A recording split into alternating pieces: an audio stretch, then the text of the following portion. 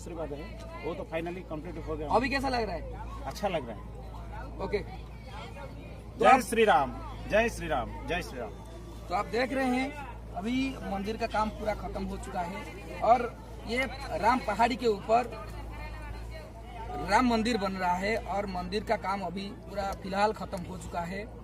राम जी को दर्शन करने के लिए, राम जी को स्वागत करने के लिए यहाँ का लोग, यहाँ का प्रशासन, यहाँ का पूरा जिला का लोग यहाँ मौजूद हैं और जनवरी 22 को सबका इंतजार है।